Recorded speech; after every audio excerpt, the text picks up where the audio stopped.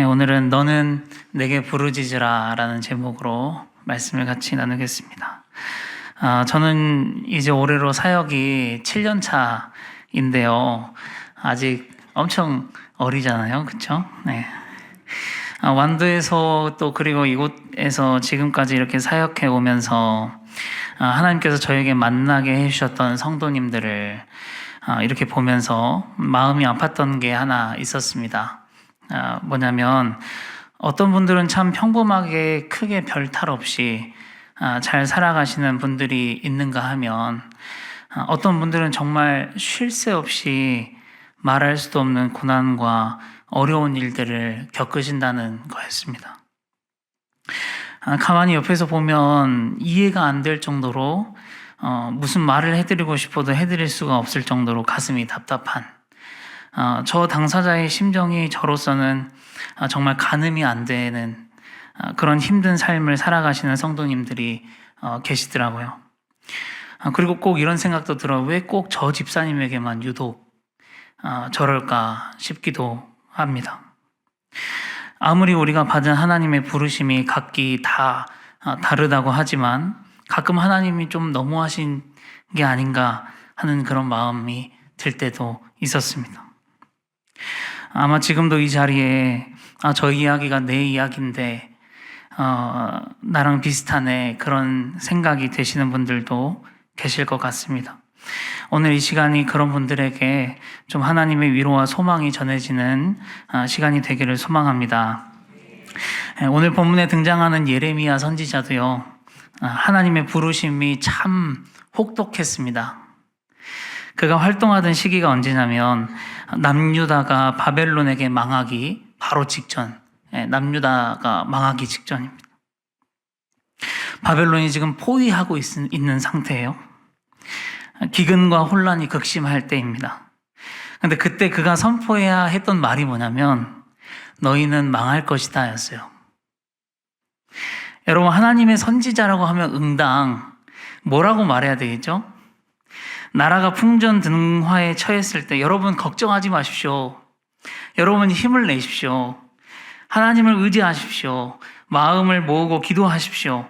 하나님이 우리와 함께 하십니다. 하나님의 손이 우리를 구원하실 것입니다. 하나님이 우리에게 살 길을 내시고 하나님이 우리를 승리로 이끌어 주실 것입니다. 라고 사실 말해야 되지 않겠어요? 그런데 예레미야 선지자는 뭐라고 예언을 하냐면 여러분들은 망할 것입니다. 그렇게 예언을 하는 거죠. 하나님이 여러분들을 도와주지 않을 것입니다. 항복하십시오. 이렇게 예언을 한 겁니다. 여러분, 만일 오늘 제가 여러분들한테 그렇게 한번 선포한다고 생각해 보세요. 여러분들은 다 망할 것입니다. 하시는 일 다 잘 안 되실 거예요. 교회가 잘 안 될 겁니다. 하나님은 당신의 병을 치료해 주시지 않을 겁니다. 당신의 문제는 해결이 안 될 겁니다. 결국 엎어질 것입니다. 하나님은 당신의 사업이 망가지도록 가만히 두실 것입니다. 이렇게 여러분, 제가 이렇게 선포를 한다 그러면 누가 좋아하시겠습니까? 누가 이 예언을 받아들이시겠어요? 저를 이곳에 계속 사역자로 두시겠어요? 잘려야죠. 잘리게 될 겁니다. 그런데 예레미야는 그랬어야만 했다는 거예요. 하나님께서 시키시는 말을 하다가 온갖 매를 맞고 고난과 죽을 뻔한 위기를 겪고 겨우 살아서 지금 시위대 뜰 안에 갇혀있는 상태입니다. 참 마음이 어려웠겠죠? 이것이 예레미야의 부르심이었고 이것이 눈물 없이는 감당 못할 예레미야의 인생이었습니다. 자, 그런데 그 시위대 뜰 안에서 무슨 일이 일어나는가? 1절의 말씀을 읽겠습니다. 시작. 예레미야가 아직 시위대 뜰에 갇혀 있을 때에 여호와의 말씀이 그에게 두 번째로 임하니라 이르시되. 아멘. 여호와의 말씀이 그에게 임했다는 것입니다. 여러분, 여호와의 말씀이 임했다는 건요, 그냥 그런갑다 할 게 아니에요. 여호와의 말씀이 임했다는 것은요, 하나님이 살아계시다는 뜻이요, 하나님이 나를 버리지 않으셨다는 뜻이요, 아직 소망이 끊어지지 않았다는 뜻임을 믿으실 수 있기를 바랍니다. 여러분, 혹시 오늘 예레미야와 같이 버겁고 눈물 없이는 감당 못할 인생길 가운데 모든 고난은 다 나에게만 떨어지는 것 같고 나를 좀 편하게 냅뒀으면 좋겠는데 하나님은 내 인생을 왜 이렇게 짓궂게 하시지? 하는 마음으로 오늘도 시위대 뜰 안에 갇혀있는 성도님들이 계신가요? 그런데 그럼에도 불구하고 하나님의 말씀이 들려오신다면 그것은 여러분 소망입니다. 그 어느 때보다 하나님의 말씀이 더 갈급하신가요? 하나님의 은혜가 갈급하신가요? 하나님의 말씀이 나한테 하시는 말씀 같으신가요? 그러면 소망이 여전히 살아있음을 믿으실 수 있길 바랍니다. 말씀이 들리고 말씀이 나에게 임한다는 것은요, 하나님께서 여전히 시퍼렇게 살아계시다는 뜻입니다. 그리고 그 하나님이 여전히 나와 함께 계시다는 뜻이고요. 나를 붙잡고 계시다는 뜻임을 깨닫고 믿으실 수 있기를 축복합니다. 이 말씀이 나에게 들려온다는 것 자체가 아직 희망이고요, 소망이고 복음인 것입니다.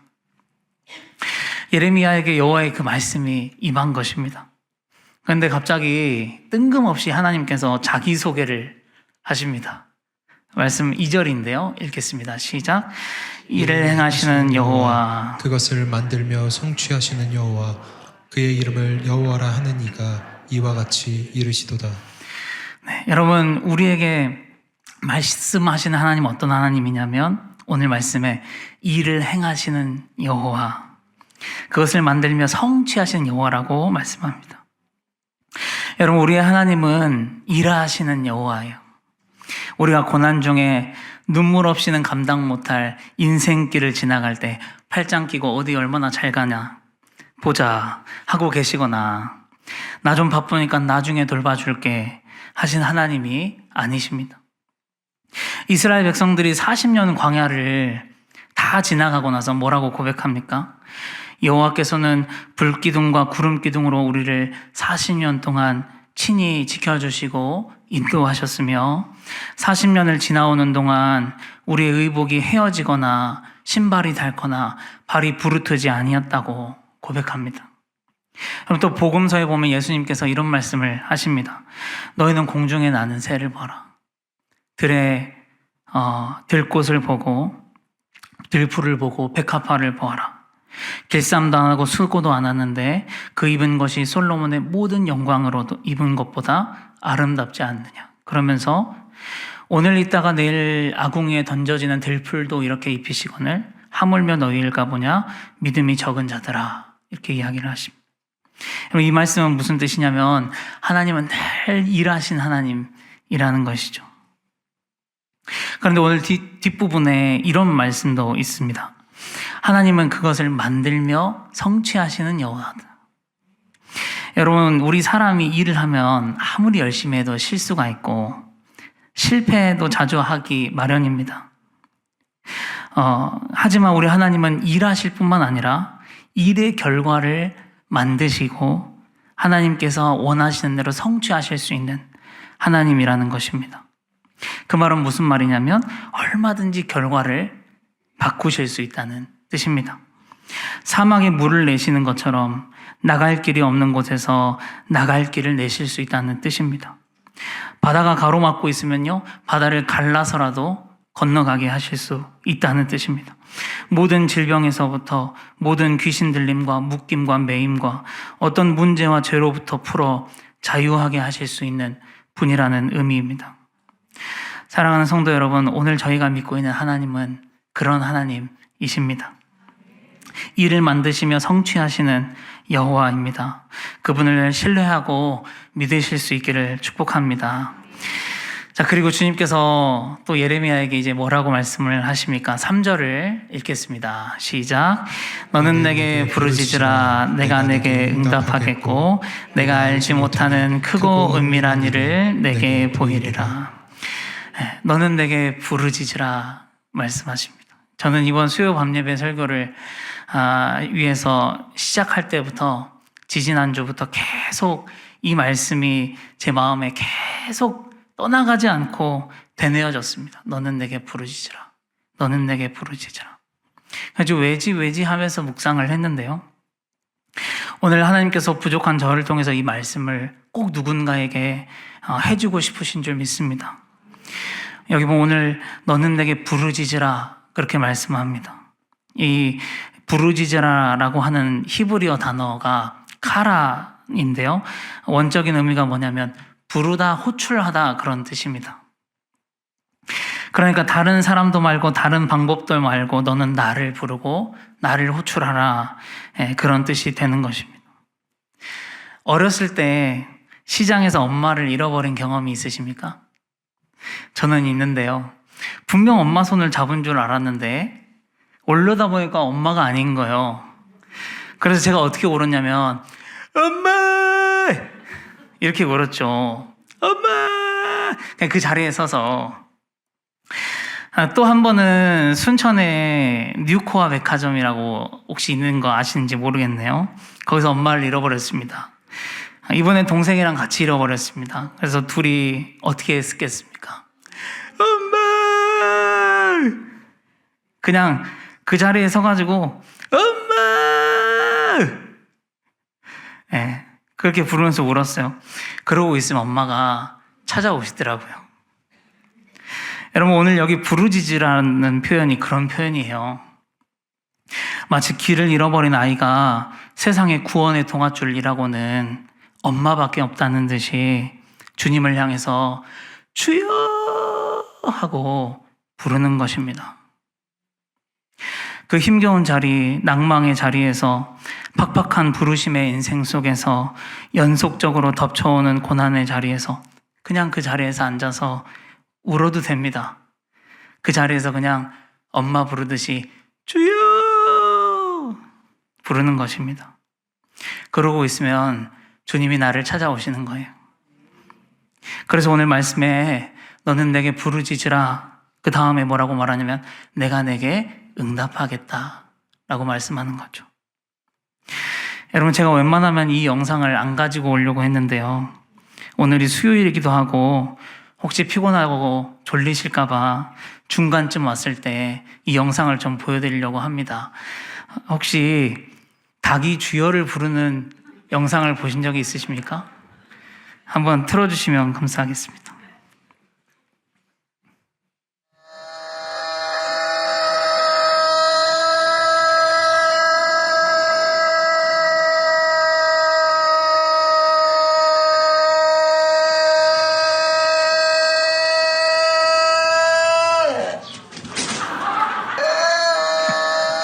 네. 여러분, 이거보다는 우리가 주여를 더 잘 외쳐야 되지 않을까요?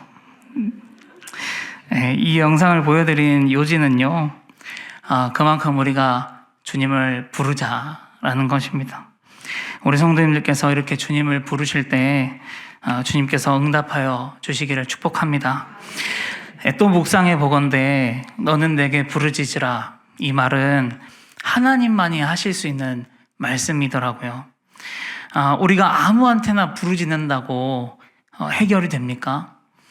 바알과 아세라 선지자가 450명이 밤낮을 몸을 상하면서 부르짖어도 아무런 응답이 없었습니다. 해결할 능력이 있어야 이 말도 할 수 있는 것이죠.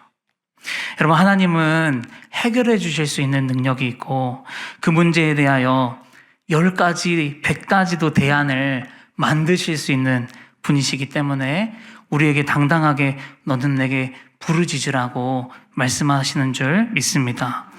그러므로 사랑하는 성도 여러분, 다른데, 다른 것, 다른 사람에게 가서 부르짖지 마시고 여호와 하나님을 부르시고 부르짖을 수 있는 우리 성도님들이 되시기를 주님의 이름으로 축복합니다. 네, 또 묵상해 보건대 너는 내게 부르짖으라 라는 이 말씀은요, 포기하지 말라라는 뜻입니다. 오늘 예레미야와 유다가 처한 상황을 다시 한번 생각해 보시기를 바랍니다. 자기가 선포해야 되는 예언의 내용은 소망이 아니라 심판이고 정말 답답한 문제입니다. 자기가 그걸 말하면서 해결해 줄 수도 없을 뿐더러 자기 나라가, 유다가 곧 망한다는데, 그것이 하나님의 말씀이라 그러는데 그러면 소망이 도대체 어디 있겠습니까? 어디에서 소망을 찾을 수가 있겠습니까? 여러분, 그런데 감사한 건 뭐냐면 이제 끝이야, 너희는 망했어, 그 말씀에서만 끝난 것이 아니라 다시 나에게 임하셔서 자기를 열심히 소개하시면서 너는 내게 부르짖으라 라고 하셨다는 건 뭡니까? 아직 끝나지 않았으니까 포기하지 말라라는 하나님의 말씀인 것입니다. 기도하다 보니까 그런 마음이 들었습니다. 오히려 기도하니까 더 그런 마음이 드는 것 같은데요. 뭐냐면 기도하는데도 응답이 없거나 상황이 바뀌지 않으면 이제는 진짜 이대로 끝날 것만 같습니다. 왜냐하면 기도하고 있는데 하나님을 분명히 붙잡고 있는데 응답이 없고 깝깝하기 때문입니다. 그런데요, 오늘 우리가 이 말씀을 꼭 기억할 수 있기를 바랍니다. 그런 상황이어도요, 하나님의 말씀이 여전히 나에게 임하고 있다면, 하나님께서 나에게 계속 기도하라는 마음을 주시고 너는 내게 부르짖으라고 말씀하신다면 여러분, 지금은 포기할 때가 아닌 것입니다. 오히려 더 부르짖으라 말씀하신 하나님께 더 소망을 둬야 하는 줄 믿습니다. 말씀을 준비하면서 찬양이 생각이 났는데요, 불러보겠습니다. 아시는 분들 같이 따라해 주십시오. 기도할 수 있는데 왜 걱정하십니까? 기도하면서 왜 염려하십니까? 기도할 수 있는데 왜 실망하십니까? 기도하면서 왜 방황하십니까? 주님 앞에 무릎 꿇고 간구해 보세요. 마음을 정결하게 뜻을 다하여 기도할 수 있는데 왜 걱정하십니까?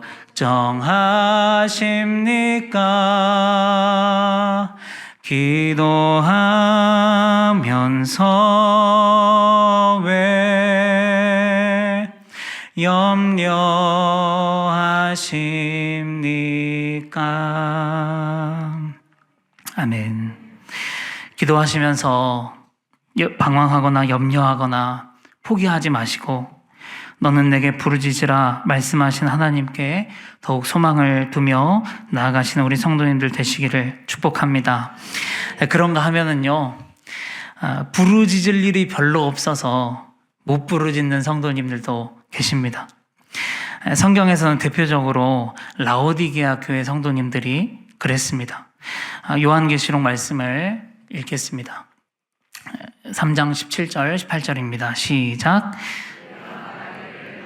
부자라 부유하여 부족한 것이 없다 하나 내 권고한 것과 가련한 것과 가난한 것과 눈먼 것과 벌거벗은 것을 알지 못하는도다. 내가 너를 권하노니 내게서 볼로 연단한 금을 사서 부유하게 하고 흰옷을 사서 입어 벌거벗은 수치를 보이지 않게 하고 안약을 사서 눈에 발라 보게 하라. 네, 19, 20절도 읽겠습니다. 무릇 내가 사랑하는 자를 책망하여 징계하노니 그러므로 내가 열심을 내라. 회개하라. 볼지어다 내가 문 밖에 서서 두드리노니 누구든지 내 음성을 듣고 문을 열면 내가 그에게로 들어가 그와 더불어 먹고 그는 나와 더불어 먹으리라. 아멘. 그러니까 사실 나는 전혀 부요하지 않고 가련하고 곤고하고 눈이 멀었고 주님은 지금 내 안에 있는 게 아니라 문 밖에서 계시는데 그런 상황인데 그래서 나는 사실은 지금 내가 부르짖어야 되는데 그런데도 내 자신의 처지를 몰라서 부르짖지 못하는 사람이 있다는 것입니다. 혹시 우리 성도님들 안에 삶은 그럭저럭 평안하시지만 주님과의 관계 안에서 사실 내가 곤고하거나 가련하거나 언제부턴가 영안이 닫혀서 영적으로 전혀 부유하지 못한 분들이 계시다면 그 부분을 놓고 주님께 부르짖을 수 있기를 소망합니다. 혹시 여기에도 속하지 않은 분이 계십니까? 여기에도 속하지 않은 분은 어떻게 해야 되냐면요. 화요중보기도팀에 한번 들어와 보시길 바랍니다. 부르짖을 일이 많습니다. 여러분 그런 의미 여호와께 부르짖는 것이 복이라는 시점에서 보면 예수님의 산상수훈의 말씀이 참 맞는 것 같습니다. 뭐라고 말씀하셨냐면 심령이 가난한 자가 복이 있고 애통하는 자가 복이 있고 의에 줄이고 목마른 자가 복이 있고 박해를 받는 자가 복이 있고 너희를 욕하고 박해하고 거짓으로 너희를 거슬러 모든 말을 할 때 너희는 복이 있나니 왜 그렇습니까? 여호와께 부르짖을 수 있기 때문입니다. 또 어떤 사람은요 부르짖는 것은 자기 스타일이 아니라고 합니다. 왜 꼭 그렇게 시끄럽게 기도해야 되냐고.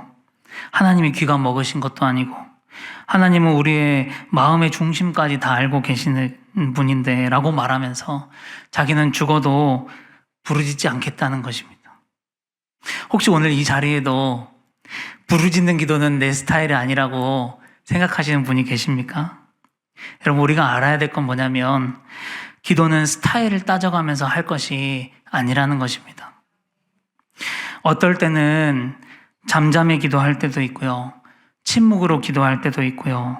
어떨 때는 하나님과의 깊은 사랑에 빠져서 흐뭇한 미소를 지으면서 찬양도 하고 잠잠하게 아뢰기도 하지만요.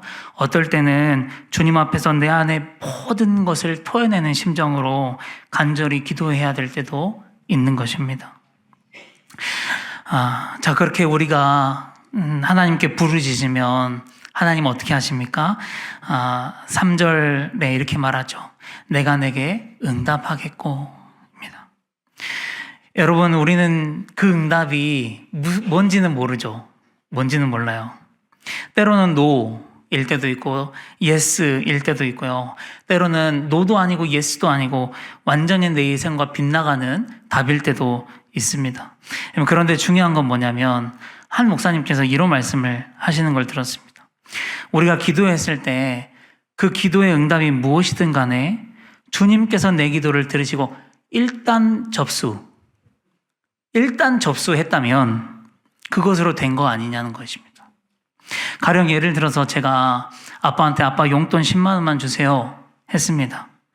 근데 일단 아빠가 일단 오케이, 일단 접수했다 라고 했으면요, 아빠가 주시든지 안 주시든지 아니면 10만 원을 벌 수 있는 심부름을 시키시든지 아니면 옛다 하고 한 30만 원을 주시든지, 여러분 어떤 응답이든지 괜찮은 거죠. 왜 그러냐면 내 아빠이기 때문이죠. 내 아빠는 나에게 반드시 좋은 것을 주시기 때문입니다. 여러분 하나님도 마찬가지입니다. 우리 하나님이 우리 아버지이십니다. 그래서 마태복음에 이런 말씀이 있죠. 너희가 악한 자라도 좋은 것을 자식에게 줄 줄 알거든 하물며 너 하늘에 계신 너희 아버지께서 구하는 자에게 좋은 것으로 주시지 않겠느냐. 여러분 하나님께서는 반드시 구하는 자에게, 부르짖는 자에게 좋은 것으로 주신다는 사실을 믿으실 수 있기를 바랍니다. 자, 그리고 또 주님은 뭐라고 하시냐면 3절 하반절에 네가 알지 못하는 크고 은밀한 일을 보여주시겠다 말씀하십니다. 예레미야에게 보여주셨던 크고 은밀한 일은 뭐냐면 완전한 회복이었습니다.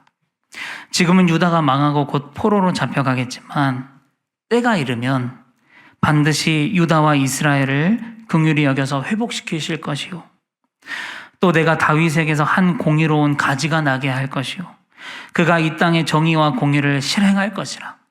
그날에 유다가 구원을 받겠고 예루살렘이 안전히 살 것이며 이 성은 여호와는 우리의 의라는 이름을 얻으리라.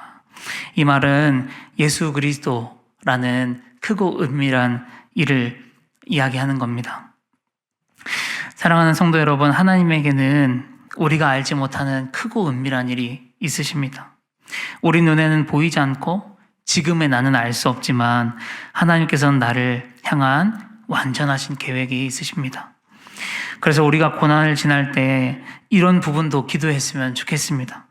주님 치료해 주세요. 주님 문제를 해결해 주세요. 주님 길을 열어주세요. 이렇게 부르짖는 것도 좋지만요. 거기에만 너무 몰두하지 마시고 주님 저를 향한 완전한 계획이 있으실 텐데 주님의 크고 은밀하신 계획을 보여주옵소서. 지금 제가 이 고난을 지나야 하는 이유가 무엇인지 주님의 계획을 알려주옵소서 하고 묻는 기도를 할 수 있기를 소망합니다. 네, 이제 오늘 말씀 3절을 한 번 더 읽고 마치도록 하겠습니다. 시작. 너는 내게 부르짖으라. 내가 내게 응답하겠고 내가 알지 못하는 크고 은밀한 일을 내게 보이리라. 아멘. 이 말씀의 역사가 오늘 주를 찾고 부르짖는 모든 성도님들에게 충만하게 임하시기를 축복합니다. 기도하겠습니다. 사랑의 아버지 하나님, 오늘 저희에게 하나님의 말씀을 같이 나누도록 허락하여 주심에 감사를 드립니다. 오늘 예레미야의 말씀을 통해서 앞이 캄캄한 현실 가운데 재앙을 눈앞에 둔 가운데서도 그곳에 임하시는 하나님의 임재와 말씀을 통해 소망이 있음을 발견하고 위로받게 하심에 감사를 드립니다. 이를 행하시는 여호와, 그것을 만들며 성취하시는 여호와께서 너는 내게 부르짖으라 말씀하시며 내가 내게 응답하겠고 네가 알지 못한 크고 은밀한 일을 보여주시겠다고 말씀하여 주시니 감사합니다. 아버지 하나님, 그 말씀에 따라서 우리 성도님들이 주를 바라보며 주께 부르짖을 때 응답하여 주시옵소서. 크신 은혜로 함께하여 주시옵소서. 예수 그리스도의 이름으로 감사드리며 기도드립니다. 아멘.